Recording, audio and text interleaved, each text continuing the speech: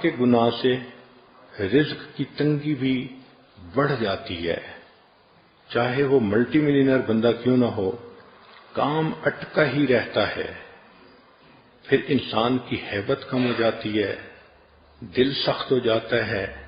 عبادت کو دل نہیں چاہتا، پھر دل پریشان ہوتا ہے۔ آپ اس بات کا خود مشاہدہ کر لیں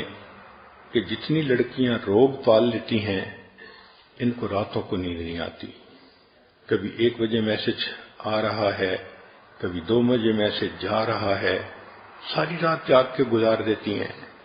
جس گناہ نے دنیا میں سکون چھین لیا، سوچیں آخرت میں سکون کیسے ملے گا۔ پھر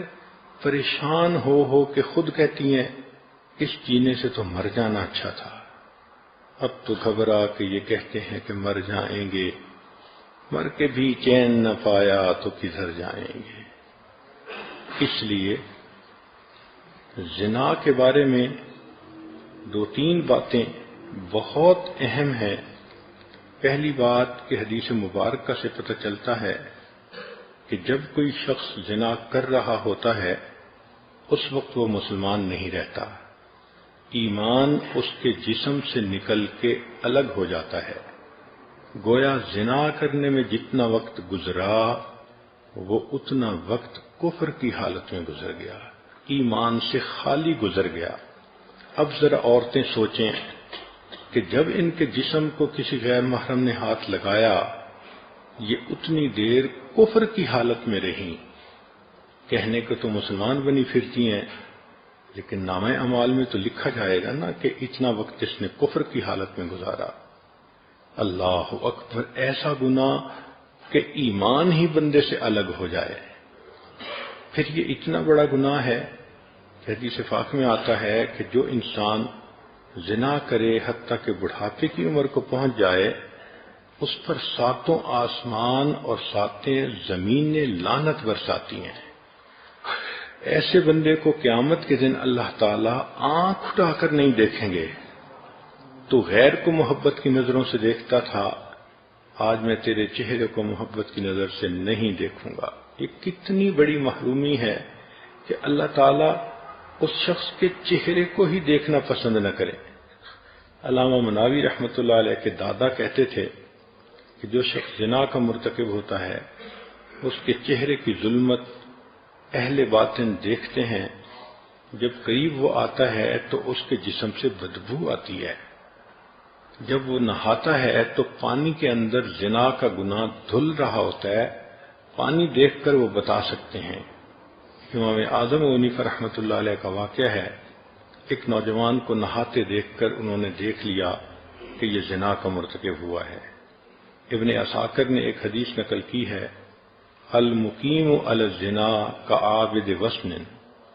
کہ جو زنا کے اوپر مقیم ہوتا ہے وہ بت پرست کی مانند ہوتا ہے۔ اس کا مطلب یہ کہ اگر کسی لڑکی نے کسی لڑکے کے ساتھ 2 سال افیئر رکھے تو اللہ کے ہاں یہ 2 سال بت پرست رہی، اس کا نام مومنوں کی فہرست میں نہیں ہوگا، اس کا نام بت پرستوں کی فہرست میں ہوگا۔ آج سوچئے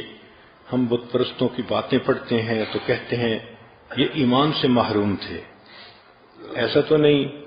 کہیں ہمارا نام ہی بت پرستوں میں لکھ دیا گیا ہو۔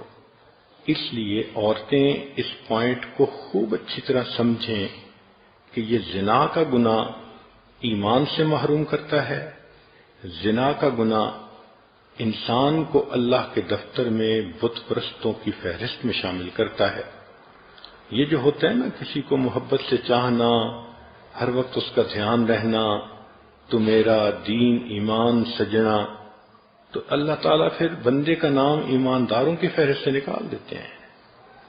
تو کتنی عجیب بات ہے کہ جس عورت کا افیئر 5 سال کسی کے ساتھ رہا وہ 5 سال اللہ کے کاغذوں میں بت پرست بن کر رہی، وہ شرک کرتی رہی، وہ مومنہ نہیں تھی، وہ مشرکہ تھی۔ سوچئے یہ کتنا بڑا گناہ ہے۔ پھر اس کی سزا آخرت میں اتنی زیادہ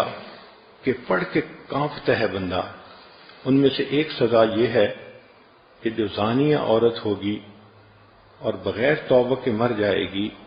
تو جہنم میں اس کو فرشتے ایک غار کی طرف لے جائیں گے، اس غار کے اندر دھکا دے کر اس کے منہ کے اوپر چٹان رکھ دیں گے، وہ عورت نہیں نکل سکے گی۔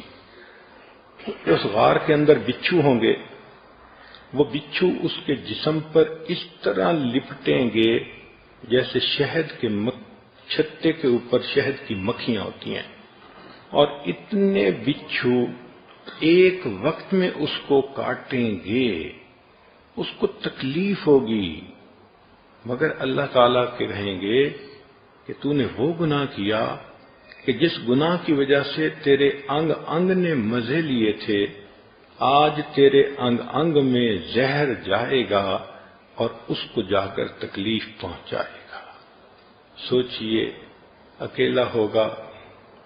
بچھو کاٹ رہے ہوں گے، آج تو کوئی مکھی کاٹ جائے شہد کی تو درد برداشت نہیں ہوتا، بچھو کاٹیں گے اور اتنے زیادہ بچھو ایک وقت میں کاٹیں گے، جسم کی کیا حالت ہوگی۔ چند لمحوں کی لذت کی خاطر